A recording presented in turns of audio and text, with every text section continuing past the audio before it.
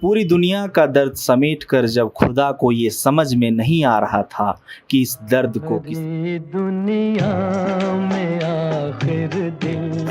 को किसे सौंपूं जो इस दर्द को महफूज रख सके, वह जो दूसरों के दर्द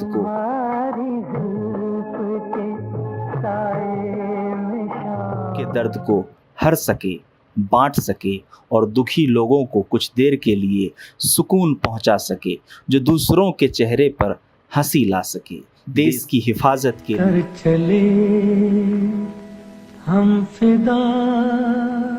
के लिए लोगों को प्रेरित कर सके और माँ बाप का गुणगान कर सके, जो नेकी के रास्ते पर चलते हुए दूसरों को नेक सलाह दे सके और अपनी मीठी करिश्माई आवाज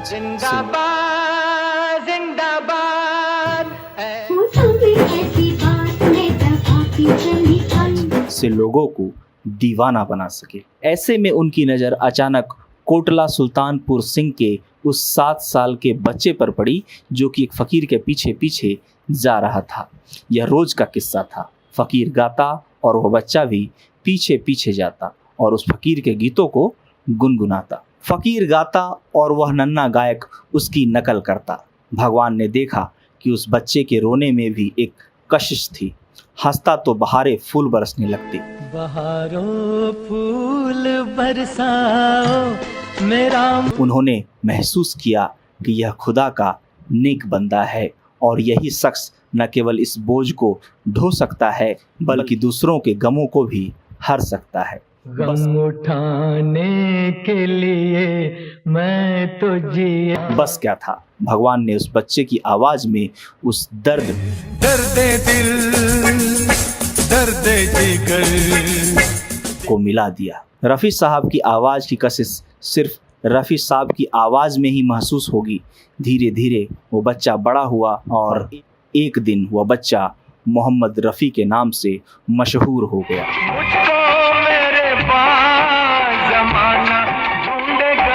किसी भी गायक के लिए दर्द भरे गीतों जैसे टूटे हुए ख्वाबों ने हम या आज की रात मेरे दिल की खुशनुमा अंदाज में गाना संभव ही नहीं है, लेकिन रफ़ी साहब की बात ही निराली है।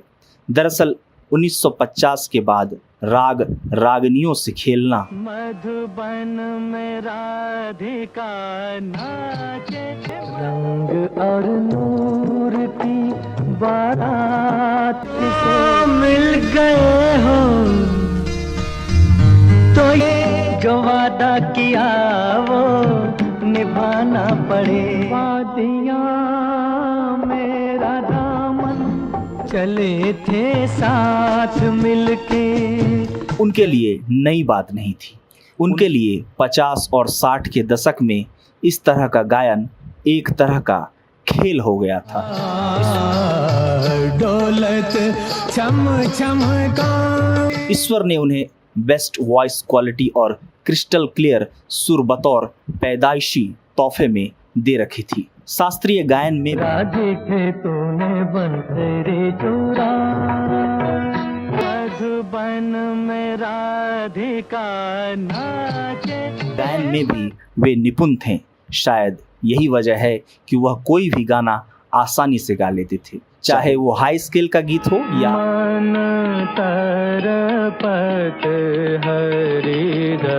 या लो स्केल का। कोई सागर दिल को बहला। जिनकी आवाज को भगवान की आवाज कहा जाता है, जिस आवाज का जमाना दीवाना है, उस आवाज के बारे में कुछ भी कहना सूरज को दिया दिखाने के बराबर है। जिन्हें गायकों में भीष्म पितामह माना जाता है, उन्हें रफ़ी साहब को आशीर्वाद देते हुए कहा था, तू एक दिन बहुत बड़ा गायक बनेगा। जब दिल ही टूट गया। हाँ, हाँ, उसकी बात सच साबित हुई। विदाई गीत में भी वह माहिर थे, जैसे बाबुल की दुआएं लेती जा। A.R. रहमान ने भी रफ़ी साहब के बारे में एक सवाल के जवाब में यही कहा था कि रफ़ी साहब की आवाज़ उस दौर की रूह है, आत्मा है, उस दौर का मतलब है।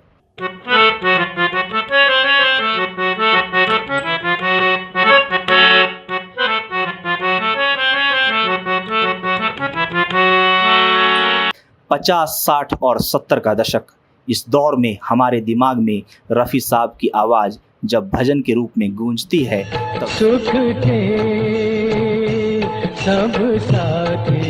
तब सुबह सुबह मन खुशी के मारे झूमने लगता है। हम सब जानते हैं कि इंसान अपने काम से और अपने फन से जिंदा रहता है। रफ़ी साहब भी कयामत तक जिंदा रहेंगे। उन्हें पूजने वाले लोग ज़्यादा हैं। अगर यह कहें कि हीरा खो गया है, बस अब गायकों के रूप में कंकड़ रह गए हैं, जो शायद गलत नहीं होगा, क्योंकि वो बहुत दूर से इस पृथ्वी पर आए और गाकर चले गए। दूर से आए हैं प्यारे। दरअसल गीता में यही कहा गया है कि कर्मण्ये वाधिकारस्ते माम फलेषु कदाचन, अर्थात कर्म करने में ही तेरा अधिकार है, फलों में कभी नहीं। और शायद इसीलिए रफ़ी साहब भी कर्म करने में ही विश्वास रखते थे।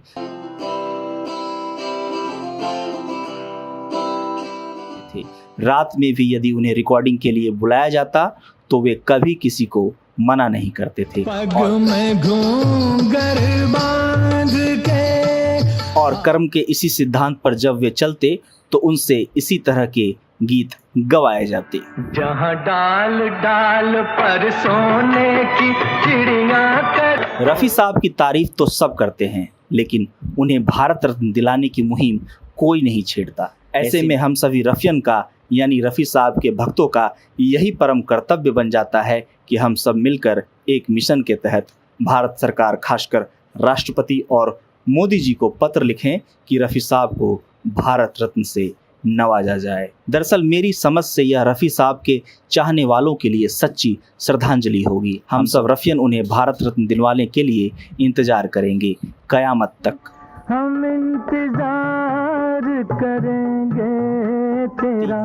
एक कटु सच ये भी है कि भारत में भारत रत्न के लिए जो लोग विशेष होते हैं उन्हें भारत रत्न जल्दी मिल जाता है, जो कि अब तक की लिस्ट देखकर आसानी से समझ में आ जाएगा।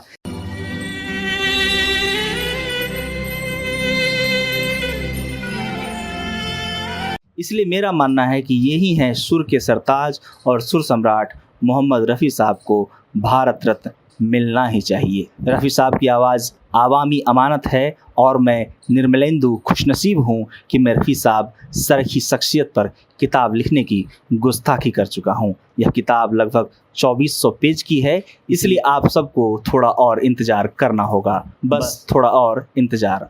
तो आज बस इतना ही इंतज़ार कीजिए, कुछ और पलों तक मिलेंगे और फिर बताएंगे कि मैं रफ़ी साहब से मिला लेकिन उन्होंने इंटरव्यू नहीं दिया। मुझको मेरे पास ज़माना